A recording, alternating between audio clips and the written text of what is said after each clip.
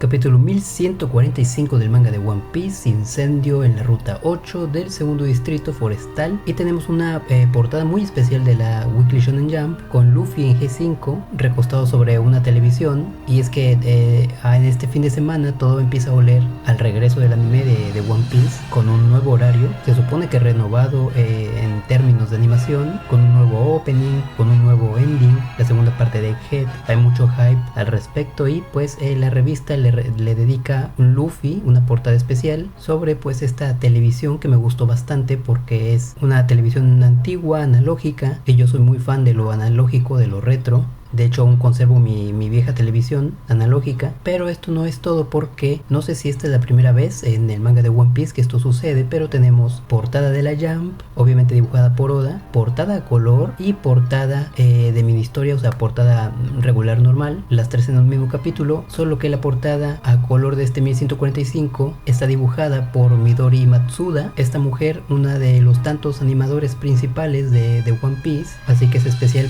en ese sentido porque Oda no la dibuja, pero sí uno de los animadores, o en este caso animadora, de, valga la redundancia, del anime, que por cierto Midori Matsuda es bastante fan de Zoro, se ha autoproclamado fan de Zoro hasta los huesos, y pues tenemos esta impresionante portada a color de los Mugiwaras sentados en un sofá viendo el regreso del anime de One Piece, la segunda parte de Egghead, todos juntos, obviamente un estilo diferente que desentona por no ser el de Oda, pero la verdad me agradó bastante por el hecho de las televisiones analógicas, que ya lo mencioné, me gustan bastante, y dos, pues por ese ambiente medio oscuro en el que están, en donde la única luz percibible pues viene de las pantallas y todas están proyectando el G5 de Luffy, por lo que todos están siendo testigos de esta transformación. Me encanta el concepto de televisiones amontonadas una tras otra, y empezando con Sanji, pues él es el responsable de hacerles de comer a los Mugiwaras esta cena, porque la transmisión ahora de One Piece va a ser a las 11:15 de la noche, algo que me cuestioné bastante en su día cuando se anunció. Pues Sanji les está haciendo esta cena especial de hamburguesas, a excepción de Jinbe que está comiendo pizza, y por ahí todos tomando pues lo que parece ser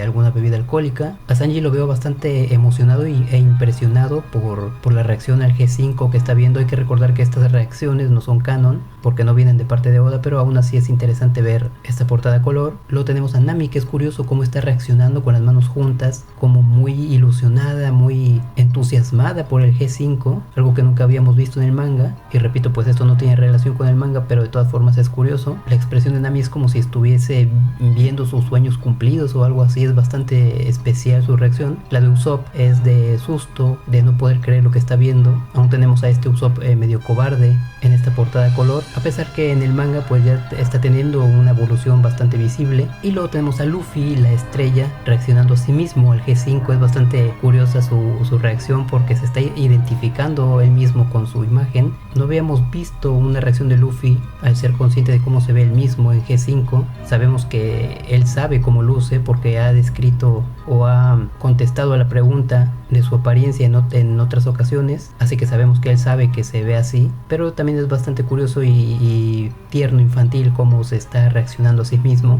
Luego tenemos a Chopper un poco menos emocionado, pero aún así totalmente absorto por lo que aparece en las pantallas. Y luego tenemos el caso de Zoro, que pues está totalmente ignorando lo que está pasando en las pantallas. Es el único Mugiwara que no está reaccionando ni con una reacción positiva ni con una reacción de susto, simplemente no está viendo las pantallas, está por ahí tomando el sake o lo que sea que esté tomando. Y es curioso porque pues en esta portada color no está brillando tanto, parece bastante distante incluso del grupo, algo que de forma canónica tiene bastante acierto, porque pues Zoro en lo que respecta de los últimos arcos lo he visto bastante desconectado, inclusive nefasto. La actitud de Zoro me ha llegado a disgustar un poco verlo así. Pues me sorprende que Midori Matsuda haya hecho esta portada a color y haya puesto a Zoro pues también así, ignorando el espectáculo, cuando ella es ferviente fan de Zoro. Lo hubiera puesto parado en una esquina, como con una sonrisa tipo de orgullo o algo así, en vez de estarlo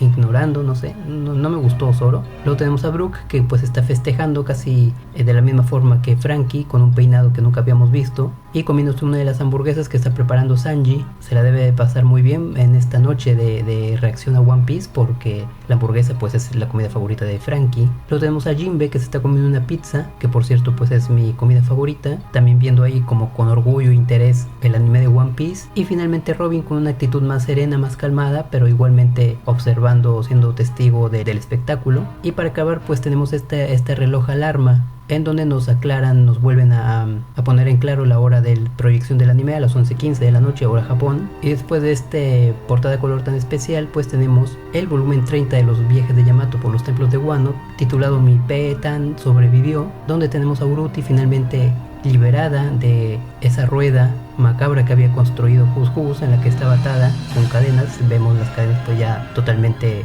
sueltas, a Uruti abrazando el cuerpo de Pechwan. Obviamente está vivo, como lo aclara el título, aunque podemos ver que Pechwan sigue atado a estos grilletes. Me pregunto si será una especie de recurso que va a utilizar Yamato para convencer a Uruti y a Pechwan de alguna cosa en específico. Aún Yamato tiene poder sobre estos dos, y pues Yamato está de espaldas. Obviamente ella salvó a Uruti y a Pechwan, pero está de espaldas porque pues aún tiene esta rencilla, ya que pelearon en bandos opuestos en la guerra de Wano, ya con la espada de Yasui recuperada. Y pues supongo que el volumen 31 tratará acerca o del agradecimiento de Uruti o de algún chantaje de parte de Yamato. Y empezamos este 1145 con la aparición de un animal llamado Grogisaurio, otra de las bestias del mundo infernal de Elbaf. Nos aclara si es amigo, mascota de Loki, ya que después lo vemos comérselo, así que yo supongo que no eran amigos.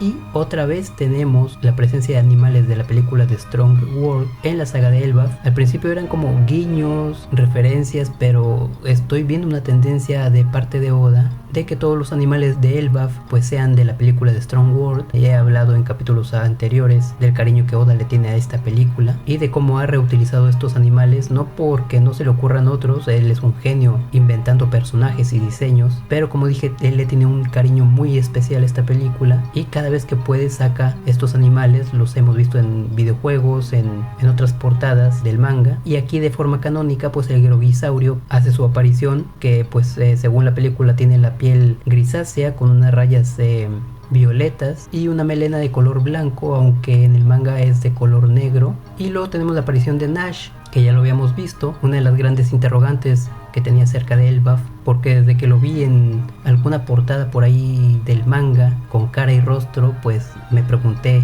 cómo es que este escudo podía hablar y tenía cara. Propuse varias hipótesis, entre ellas pues que era un homie, que es la que resultó ser cierta. Y pues resulta que este Nash puede crecer en tamaño, lo vemos incluso superando la altura de un gigante, que eso pues es bastante importante, y con una resistencia muy poderosa, haciendo añicos los dientes del Grogisaurio. Así que este es un homie bastante impresionante. Por lo regular los homies no tienen este poder, a excepción de los más cercanos a Big Mom, los que tienen el alma de Big Mom, Zeus, Prometheus, etc. Pero este parece pues tener bastante importancia como homie. Me pregunto de qué alma procederá este homie. Sería una sorpresa que también fuese parte de Big Mom, algún homie rechazado, robado, como dice este 1145, fue robado de Whole Cake, así que no sabemos si le pertenecía a otra persona, a Big Mom, algún comandante, o si tiene el alma de algún comandante, porque no parece ser un homie sencillo y corriente. Y pues esta es la segunda vez que vemos a un homie vivo después del arco de Whole Cake, bueno, después de la muerte de Big Mom en Wano. Cualquiera pensaría que los efectos de su Akuma no Mi, de la Zoru Zoru no Mi, se desvanecerían después de su muerte, y tendría sentido que los homies que tienen el alma o parte del alma de personas ajenas a Big Mom pues se quedaran intactos, así como lo vemos en este 1145 con el caso del escudo Nash. Pero eso no explicaría por qué hay homies que tienen el alma de Big Mom que siguen vivos, como Zeus. Nadie le ha preguntado hasta ahora a Oda en un SBS cómo es que funciona la Akuma no Mi después de muerta en el caso de Big Mom. Y me pregunto si habrá otros objetos que hemos visto en el mundo de One Piece que tienen rostro, que también son homies robados, como en el caso de el arma de Rakugyo, uno de los comandantes de Shirohige, aunque también podría ser un arma que consumió una Akuma no Mi. Nos resuelven la duda de que Nash es un homie, pero nos plantean otra duda acerca del padre de Goldberg, qué asuntos tenía en Whole Cake para haber ido hasta allá. Sabemos que allá no vivía ningún gigante por el rechazo que le tenían a Lin Lin, así que se abre otra puerta para nuevos cuestionamientos cuestionamientos, y tenemos esta escena en la que Zoro le corta la cabeza al Groguisaurio de una manera pues bastante sencilla, con ayuda de Sanji haciendo equipo nuevamente a pesar de sus diferencias, recordándonos bastante a Ryuma y más recientemente al mismo Zoro cortando la cabeza de este dragón en Pond Hazard. Parece que Zoro tiene una preferencia por cortar cabezas. Y tenemos luego esta escena que me gustó bastante, en donde conviven Sanji y Goldberg, ambos son los cocineros de sus respectivos barcos. Escucharlos hablar de hierbas aromáticas y cosas de la cocina me gustó bastante. Me gustan mucho los momentos en los que no hay alguna escena de acción o algo está pasando. Me gustan las escenas en donde están todos relajados platicando, y me gustaría ver más a Sanji pues interactuando con otros cocineros de otras bandas, por ejemplo en esta con Goldberg, intercambiando recetas, no sé. Y luego vamos con la parte de Loki, que es la más interesante del capítulo, donde nos hablan acerca de que él ya había partido el mar en una ocasión, diciéndonos que si lo hubiesen dejado ir más lejos habría sido rey del mundo, se hubiese convertido en el rey del mundo. Y lo curioso de esto es la reacción de Luffy, que está sentado en la punta del zapato de Loki, más interesado en los caballeros del gobierno mundial, de los que nunca había escuchado hasta este momento, que de el concepto del rey del mundo. ¿Por qué es interesante esto? Porque Luffy, cuando revela su sueño a sus nakamas, o el fin de su sueño, pues mucha gente se apuró a decir que podría ser rey del mundo el sueño de Luffy. A mí me pareció bastante obvio y bastante descartable, pero era una de las posibilidades. Y vemos en este 1145 que lo más seguro es que no. Está para mí completamente confirmado que no es rey del mundo, porque Luffy no tiene ningún tipo de reacción al respecto, como de envidia o de alarma, porque Loki podría representar un oponente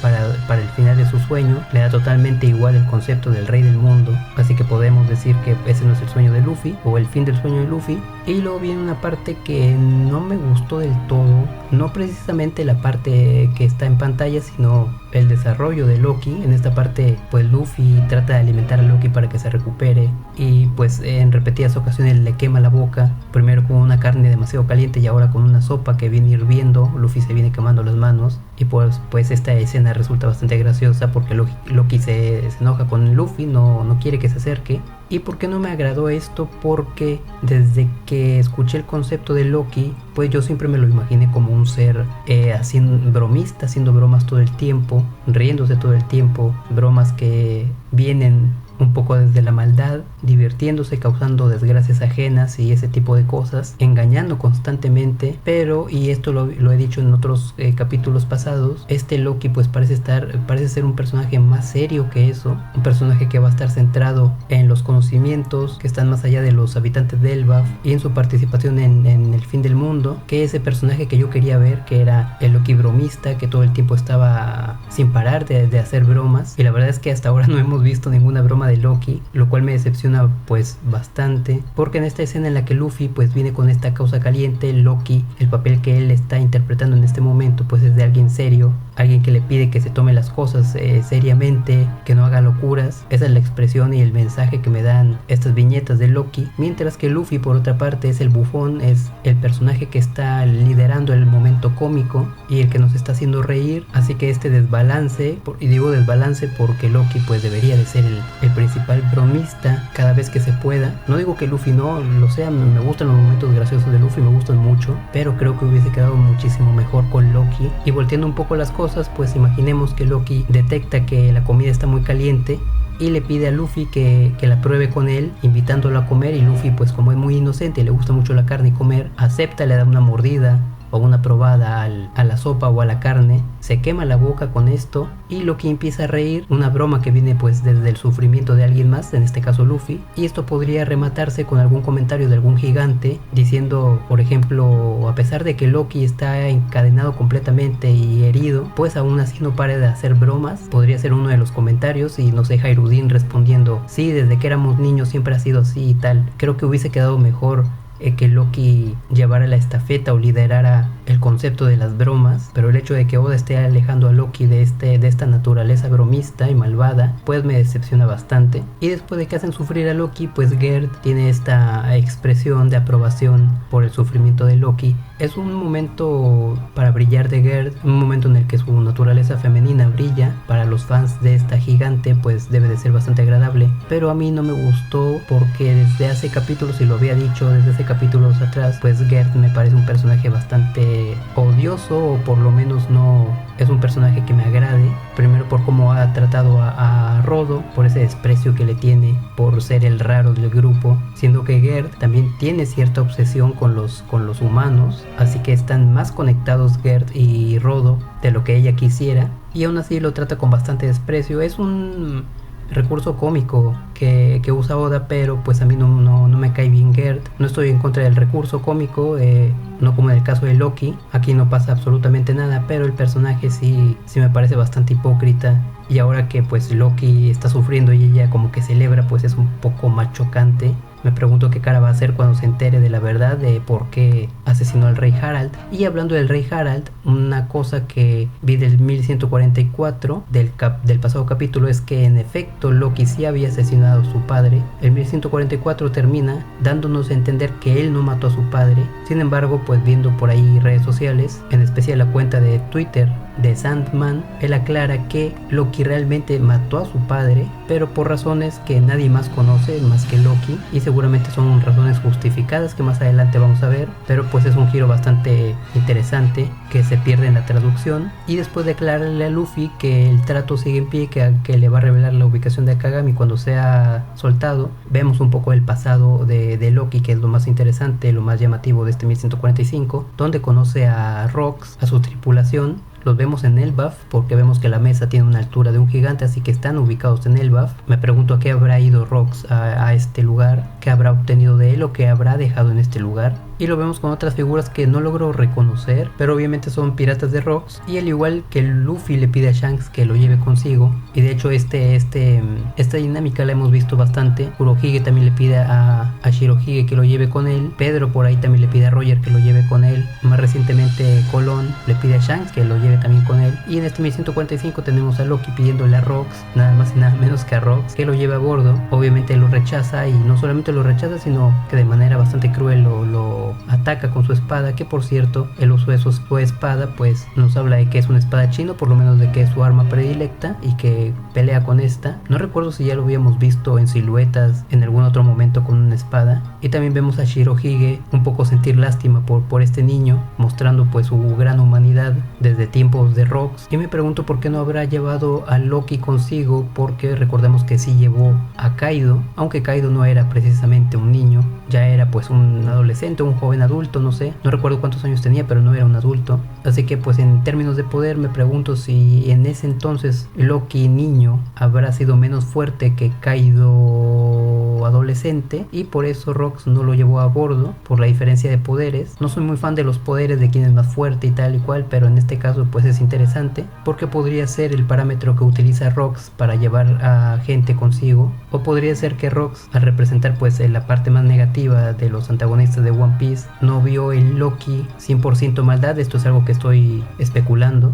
y esa pues bondad escondida de Loki fue lo que asustó a Rox o por lo menos lo rechazó, le provocó rechazo, por lo que no lo llevó consigo. Y me pregunto qué habrá sido de Loki si lo hubiesen llevado a bordo. Actualmente sería un Yonko, sería más que un Yonko. Hubiese cambiado la manera de ser de Loki al estar en Rox, comparado a lo que va a pasar en este arco, que ya me huelo que pues lo van a evangelizar y va a ponerse del lado de Luffy. Me hubiera gustado que fuese el villano Loki de este arco, pero Oda tiene otros planes para este personaje. Y hablando de otros planes, pues él menciona la frase lamentablemente yo nací en la era equivocada, porque pues era demasiado joven cuando Rox lo rechazó. Entiendo que es por esto, a menos de que tenga un conocimiento sobre el pasado de la humanidad y se haya identificado más con lo que pasaba, no sé, hace 800 años, pero pues por el contexto de la situación que nos acaban de contar, creo que está más relacionado a que Rox no lo quiso llevar en su barco. Y pues no puedo pensar en otra cosa que lo equivocado que está Loki, porque el rol principal más importante que va a tener pues es precisamente en esta era. Así que sí, Loki nació en la era correcta, en la era justa, para lo que sea que Oda tiene planeado para este personaje. Luego tenemos el combate que sigue entre los gigantes piratas guerreros contra los Muma. En esta ocasión podemos ver a dos Draugr. Antes solamente habíamos visto a uno, así que seguramente a más de un niño el Draugr llegó a asustarlo. No, de hecho son 3 Draugr que están en esta viñeta. Del lado izquierdo pues Loki con un martillo bastante simple. Estos Muma no son nada para los piratas gigantes guerreros, que parece que acaban con ellos muy fácilmente. Y también del lado derecho pues aparece en el oso, que nunca supe qué era eso, si un monstruo en específico, si un ser del folclore nórdico, o si simplemente el niño que lo imaginó le tiene especial miedo a los osos. Y también del lado derecho pues un ave que tampoco se nos dice cuál es el nombre de esta ave o alguna pista para poder identificarla en el folclore nórdico. Y la clave es que uno de ellos, creo que es, no sé si es Dorry o Broggy, que dicen que se alegran de que estas hayan sido solamente representaciones de niños, lo que nos da pie a pensar algo que ya había propuesto la primera vez que vi esta habilidad, que es qué pasaría si un adulto está bajo los influjos, los efectos de la fruta del Kirin. Seguramente tendríamos un personaje muchísimo más poderoso, y esto hace a Kiringam pues un personaje bastante poderoso, con una habilidad que se le puede sacar muchísimo provecho. Y como dije hace capítulos, pues estoy deseoso de ver cómo los adultos van a interactuar con esta habilidad de Kiringam, sobre todo los Mugiwaras, conocer miedos secretos, miedos ocultos, algún gag gracioso de parte de alguno de ellos, no sé, va a ser bastante interesante. Y luego hay una frase de Gabán que dice que si Elbaf es un lugar que ya no es seguro, pues eso quiere decir que se está acercando el final de los tiempos. Otro flechazo en el pecho para las personas que no queremos que termine One Piece. El fin del mundo pues también representa el fin de esta obra, independientemente si se va a reconstruir es el mundo desde cero. Creo que eso ya no lo veremos o no lo exploraremos. Y también tenemos el escuadrón de bomberos que están utilizando las Umigumo, las nubes de mar, para apagar el incendio. Es curioso porque en el Elbaf vemos que hay como cascadas de agua que caen desde mero arriba, así que lo obvio es que tengan agua en algún lugar, pero utilizan las Umigumo como fuente de agua. Puede ser porque es fácil de llevar o se crean fácilmente y es una forma más práctica de llevar el agua. Vemos que tienen una máquina por ahí generadora a la derecha, y recordemos que las Umigumo pues son prácticamente agua, nubes en las que se puede nadar, te puedes mojar con ellas, lo vimos en la Isla del Cielo, los primeros capítulos, así que pueden ser maniobradas como líquido totalmente. Y luego por ahí Sauro pues logra derrotar al Fenrir, esta representación bastante débil para que Sauro lo haya derrotado él solo. Pero lo que más me llamó la atención es la reacción de Robin. Tiene una reacción bastante linda en este arco de Elbaf. Robin ha estado brillando no solamente por el reencuentro de Sauro, sino también por el rediseño de su personaje, a como lo conocimos en una primera instancia con este flequillo. Y ahora la tenemos con esta sonrisa que es bastante agradable. Me gustó mucho esta viñeta de Robin, es una de las pocas veces que la he visto sonreír con este ánimo. Y por ahí tenemos a los caballeros de Dios hablando sobre cómo van a ser quemados estos niños. La verdad, unas palabras ahí bastante tétricas de estos caballeros de Dios, cómo sus padres van a encontrar sus cuerpos después de ser carbonizados, y son bastante explícitos, así que te hace un poco odiarlos más, que ese es el punto. Creo que está bien dirigido este tipo de comentarios de los caballeros de Dios, porque pues esa es la finalidad, son al final tenryubitos, gente de Tierra Santa, así que tienen que ser crueles, y tú como lector pues tienes que odiarlos. Obviamente el fuego se ha apagado, y finalmente tenemos la aparición de Gunko, que se les presenta a Nami, a Colón y a los demás. Obviamente ninguno de estos es capaz de hacerle frente a un caballero de Dios, así que me pregunto pues qué es lo que va a pasar para que Gunko sea derrotada momentáneamente, o si hará pues alguna clase de interacción como en él. Cuando se presenta con Nami simplemente aparece, no los mata, no los termina de matar y se va. Y me gusta mucho la forma en la que Gunko aparece con esta mano deslizándose. Yo me imagino a Gunko con movimiento deslizando su mano sobre su rostro de manera lenta para terminar de manera rápida. Una presentación con bastante personalidad de parte de Gunko como aparece, y me alegra bastante que Oda siga manteniendo este estilo de la Gunko sin pantalones. Por ahí hubo una polémica bastante tonta acerca de por qué Gunko no llevaba pantalones y que sería mejor con pantalones o con algo que le cubriese más. Así que no sé si esas polémicas llegaron a Japón, pero me alegra mucho que Oda no sea ese tipo de persona que cede ante este tipo de comentarios. Y pues esto es todo de este 1145, lo que más me ha gustado, lo que más me ha llamado la atención. La semana que viene no hay capítulo, así que esperar el siguiente.